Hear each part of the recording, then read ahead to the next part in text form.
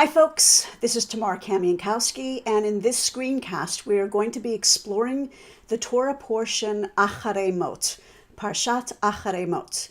The bottom line is that it includes three chapters of the book of Leviticus. Leviticus 16, which tells us about the Yom Kippur ritual. Leviticus 17, that tells us about how to handle the blood of animals that are slaughtered. And then Leviticus 18, which deals with a lot of the incest taboo laws and includes the so-called ban on homosexuality. Leviticus 16 and Leviticus 18 get a lot of attention. There's a lot to say about the Yom Kippur ritual and its relevancy for today. There is a lot to explore in the incest laws and laws about human sexuality and relationships among different family members.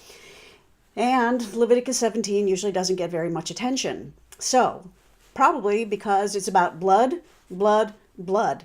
It's really graphic. It keeps talking about the blood of this animal, the blood of this animal. Don't eat blood. Blood, blood, blood. No one's interested in talking about that. So, I'm going to talk about it. Okay, so in this week's Torah portion, we're going to focus on a chapter from Leviticus, and more specifically on just about 2 or 3 verses within Leviticus. Now, let me just give you a warning. There is going to be a little bit of graphic imagery. I'm talking about the slaughter of animals, and I'm frankly looking at material that a lot of people like to avoid, because who wants to think about slaughtering animals? And I want to show you that what's going on in the text is actually, I think, a lot more humane than even the most humane attempts at animal slaughter for food that we have today. So if looking at a little bit of video or photos of slaughter is not for you, then I would stop this video. All right, so let's look at what we've got. So I want us to focus on these 2 or 3 verses. And I'm going to do a first read through, and then we're going to kind of break it down to see why what's something that doesn't seem that interesting is actually profoundly important for us. So Leviticus 3-5 says, "If anyone of the house of Israel, that is, if any Israelite, slaughters an ox or a sheep or a goat in the camp," so you would slaughter an ox or sheep or goats to eat it, to access the meat of the animal. And they do this inside the camp or outside the camp. And the person who is slaughtering does not bring the animal to the entrance of the tent of meeting, to the holy site, to present it as an offering to the Lord before the Lord's tabernacle, then blood guilt shall be imputed to that person. He has shed blood. That person shall be cut off from among his people. All right, so this is not the sexiest of texts. It's not one of the great narratives. It's not interesting legal material, but let's break this down. So again, if anyone from the house of Israelite. So this is something that is commanded only of the Israelites of the land and not of any residents in the land. This is going to be an important piece. Next, slaughters an ox or sheep or goat. In other words, any animal from the herd or the flock. So we're talking specifically here about domesticated animals. They do this in the camp or outside of the camp, and the person does not bring it to the entrance of the tent of meeting to present it as an offering to the Lord. What does this mean? It means that the person is slaughtering the animal at their own farm rather than bringing it to the local sacred site. Then, if they don't do that, blood guilt shall be imputed to that person. So what does this mean? It means that they are considered to have committed the crime of killing. And that person is then going to be subject to divine punishment, right? So it's not murder, but it is considered killing. So let's break this down a little bit. Okay. First of all, the offering something to God does not mean, in these kinds of cases, taking the whole animal and burning up the whole animal, or even burning up most of the meat. What's most important in this case is that when the animal is slaughtered, the blood is collected very, very carefully, and the blood, in most cases, is poured out onto the sacred altar. And this is a way of returning the blood of the animal to God. So here's our scenario. Let's say I'm an Israelite and I've got this farm and I've decided to invite a lot of folks over for a party. We're going to have a big barbecue tonight. And so in order to, grill those hamburgers, I need to take an animal from the herd and slaughter it and butcher it so that we can have our barbecue or our grill night.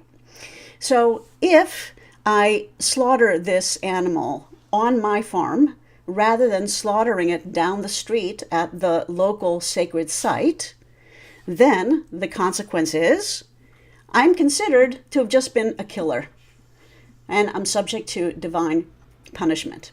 All right. So what is this all about? Killing animals for sport is not acceptable in the Bible, but the biblical writers recognized that people are going to eat meat. And so if they are going to kill life, if they're going to destroy life in order to access the meat, then some kind of a system needs to be put into place so that those who slaughter the animals for food are not considered killers and are not subject to the kinds of punishment that those who commit the crime of killing are. And so what happens is that you'll see within this chapter, if you go on and on, it says, don't eat blood. No one, and this includes residents on your land, no one should ever eat blood. Blood, blood, blood, don't eat blood. If you slaughter an animal and you have not given the blood back to God at the sacred site, it's as if you have shed blood. And if you happen to be out hunting, where obviously you can't just slaughter the animal, you're going to kill the animal perhaps with an arrow, then at least take the blood, pour it into the ground with some intentionality, and cover the blood respectfully. In other words, they believed in antiquity, at least in biblical literature, that the animating spirit of a person was in the blood. And the animating spirit of actually all life, all animals as well, is in the blood. So nowadays we think about consciousness, we think about the mind, a lot of studies on the brain trying to figure out what is it that really kind of gives us awareness. So for the biblical writers, the dominant idea is that it is blood that changes a body into a life. Now, I'm going to show you just a little bit of footage from a slaughterhouse that is among the most humane. It's only kind of local slaughter for communities in the area. This is not kind of factory, awful kind of exploitation, right? So if you're going to kill animals for meat, this is the best way that it's done.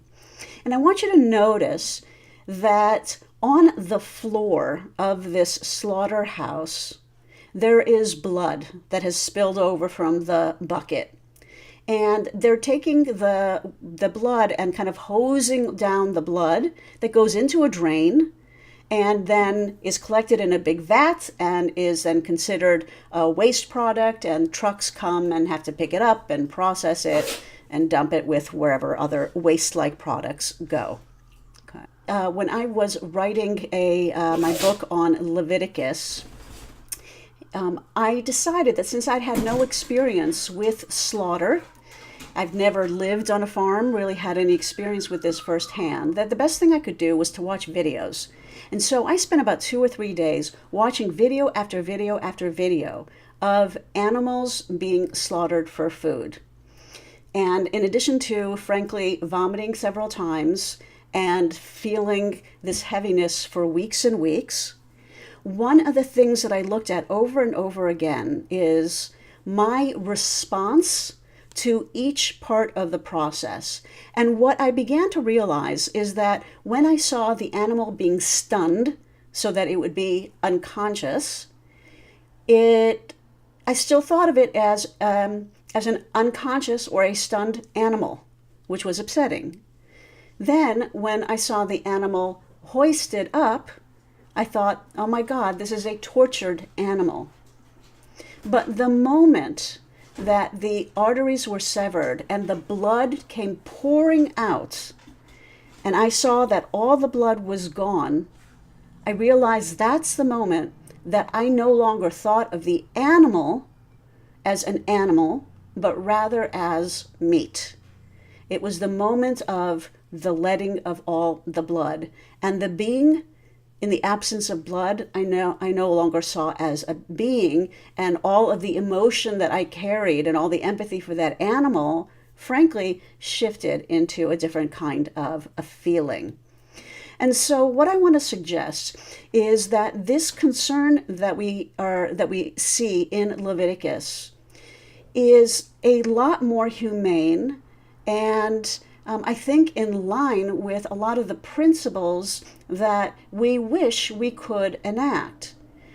So what they are saying is, it's not just about how you treat the animal, but it is recognizing that when you slaughter an animal, you are destroying life.